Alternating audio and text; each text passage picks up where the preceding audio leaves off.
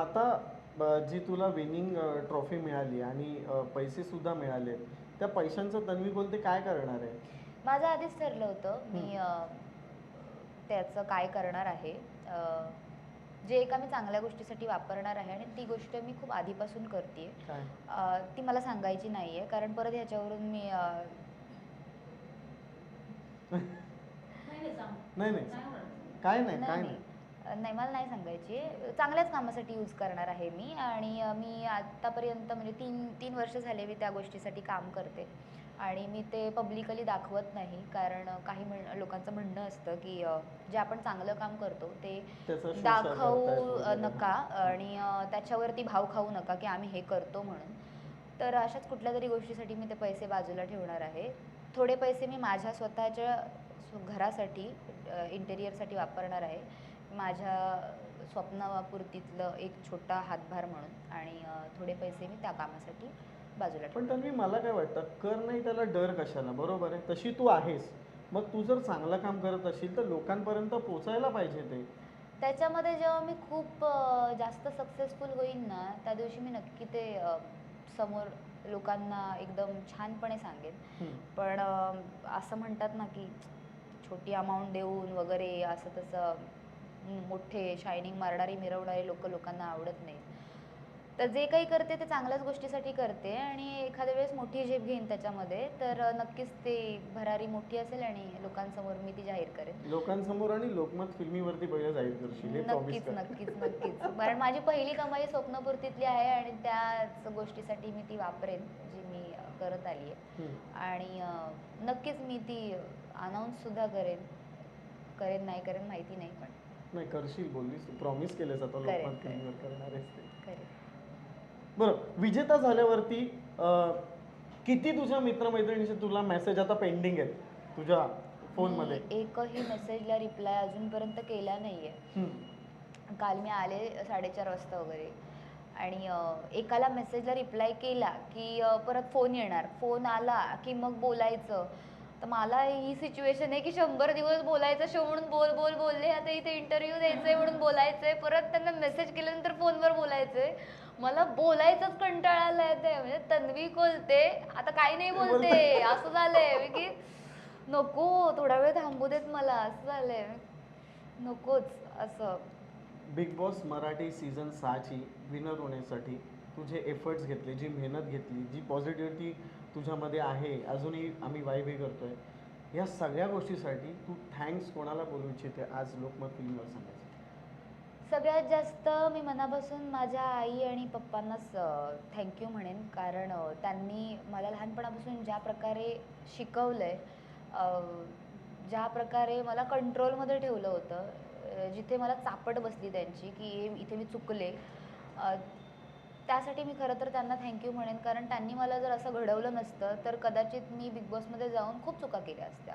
खूप चुका केल्या असत्या. केल्यात मी. राग वगैरे ह्या सगळ्या चुका केल्यात मी. पण भाषेचं प्रभुत्व, हं.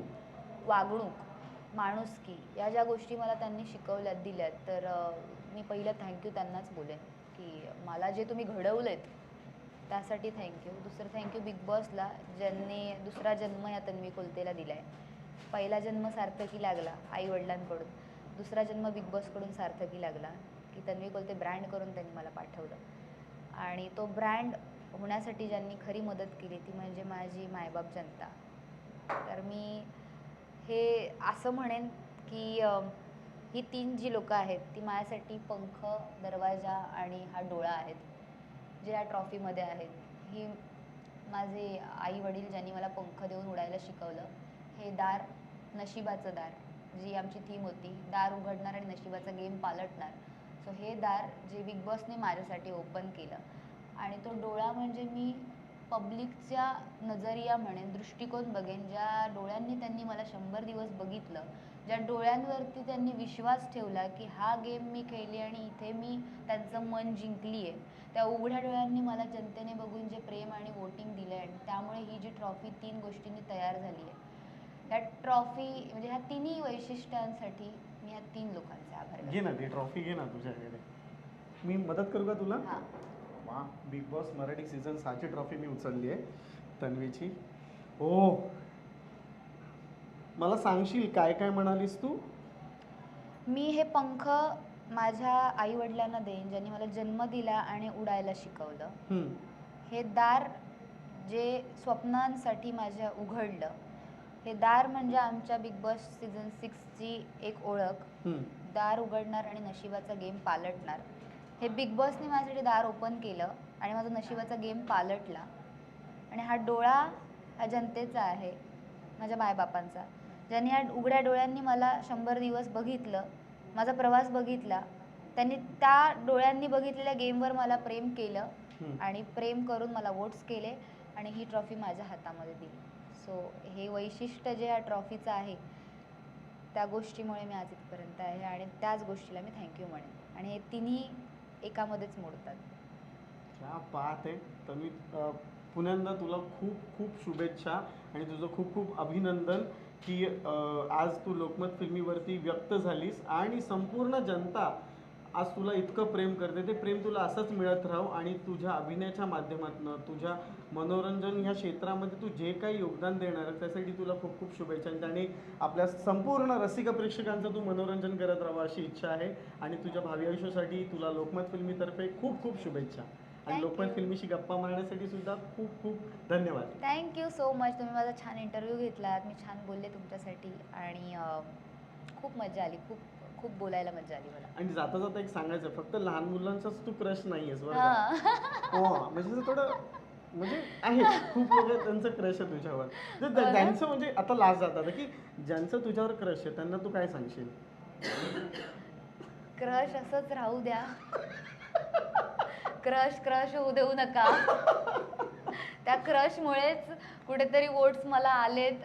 मी तुमच्या मनामध्ये आहे आणि मी तुमच्या मनामध्ये आहे म्हणूनच ट्रॉफी माझ्या हातामध्ये आहे. सो क्रशला क्रश असू द्या बरं का, असंच सांगेन. क्रशवाल्यांचा ट्रस्ट नाही तोडणार तू. हां, क्रशवाल्यांचा ट्रस्ट नाही तोडणार मी. Thank you so much Tanvi, thank you so much लोकमतची गप्पा मारण्यासाठी. थँक्यू.